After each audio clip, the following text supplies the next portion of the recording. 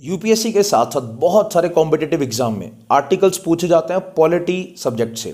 सो इस वीडियो के अंदर हम जानेंगे जो जो बहुत ही ज़्यादा इंपॉर्टेंट आर्टिकल्स हैं उनके बारे में, what are the important features, will cover it in very brief manner. और इसके साथ साथ whatever articles which have been asked related, जो भी आर्टिकल्स का क्वेश्चन आज तक पूछा गया है बहुत सारे कॉम्पिटिटिव एग्जाम्स के अंदर, वो सारे हम कवर करने वाले हैं यहाँ पे।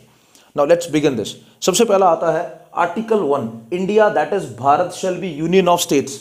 एक टर्म यहाँ पे हमारा जो कॉन्स्टिट्यूशन के अंदर डिफाइन किया गया है, India that is Bharat shall be union of states. So article 1 is very significant क्योंकि सबसे पहला आर्टिकल है ये, बट बहुत कम कॉम्पिटेटिव एग्जाम में इसके क्वेश्चन पूछा गया है। जब भी इसका क्वेश्चन आएगा वो क्वेश्चन पूछा जाता है मेनली स्टेटमेंट बेस से, whether this term is right और wrong. Please remember this thing, the words which have been written here, they are exactly right. So India that is Bharat shall be union of states. So ये चीज़ याद रखना है इसके अंदर। Moving further, next important articles आते हैं article 12 to 35। Article 12 to 35 जो है हमारे फंडामेंटल राइट्स से डील करता है। I will cover the whole topic of fundamental rights in a separate video, because बहुत सारे कॉम्पिटेटिव एग्जाम है वहीं से फंडामेंटल राइट से कम 5 से 6 क्वेश्चन बनते हैं और पूछे गए हैं। But literally speaking right now we have to just understand article 12 से 35 जो फंडामेंटल राइट से डील करता है।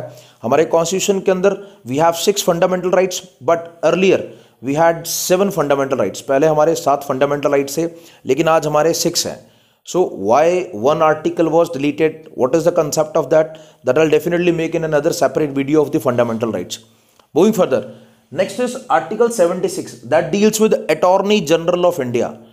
भारत के संविधान के अंदर आर्टिकल 76 जो है वो article 76 attorney general of India को हाईलाइट करता है। Know what is attorney general of India? जैसे अगर किसी इंसान को कभी ज़रूरत पड़ती है कोर्ट में वकील की, एडवोकेट की, सो वैसे ही गवर्नमेंट की तरफ से गवर्नमेंट एडवोकेट होता है, गवर्नमेंट का वकील होता है, that is called attorney general of India. इसके साथ साथ नेक्स्ट आर्टिकल जो इंपॉर्टेंट है that is article 280। It deals with finance commission of India. Finance commission एक बहुत इंपॉर्टेंट हमारी ऑर्गेनाइजेशन है गवर्नमेंट ऑफ इंडिया की, जो डील करती है फाइनेंशियल डिस्ट्रीब्यूशन से, जो भी टैक्स कलेक्शन होता है। As of now we have a GST, लेकिन जीएसटी से पहले बहुत सारे प्राइवेट टैक्स थे। एक डायरेक्ट टैक्स है, इनकम टैक्स जिसको बोलते हैं, और उसके साथ बहुत सारे इनडायरेक्ट टैक्सेस थे, प्राइवेट टैक्स जिसको बोलते हैं। No all those private taxes have been subsumed into one GST, goods and services tax. So I will make a separate video on the GST also in coming time.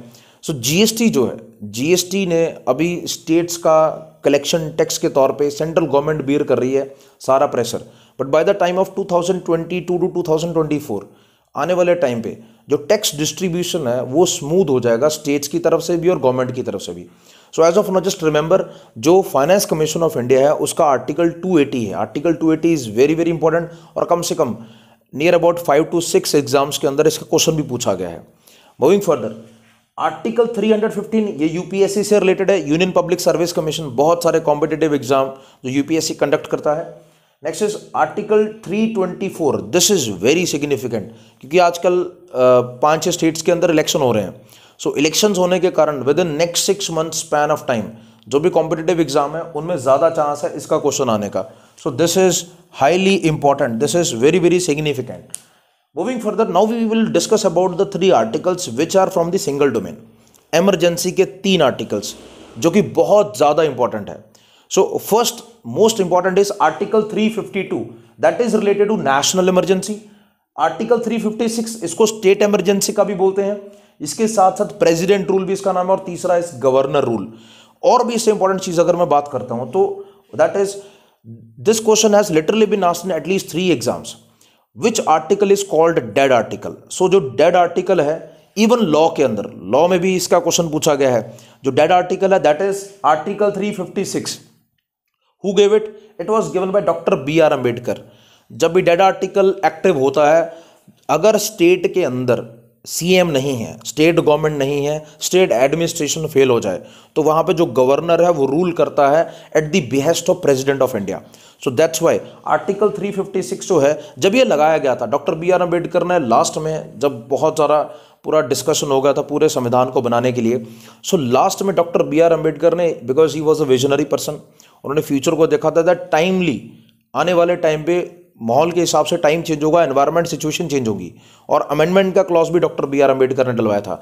सो उन्होंने सोचा था कि एक article ऐसा डालते हैं, ऑल्दो इसकी ज़रूरत नहीं पड़ेगी, there will be no need of dead article to be active, ये डेड ही रहेगा।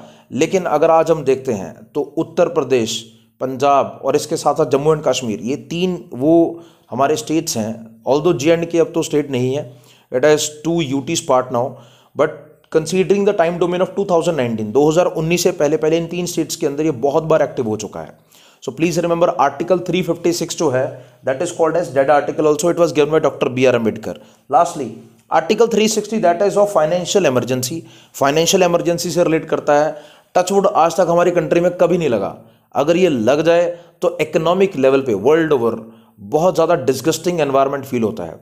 सो that's why, so these are the some of the important articles.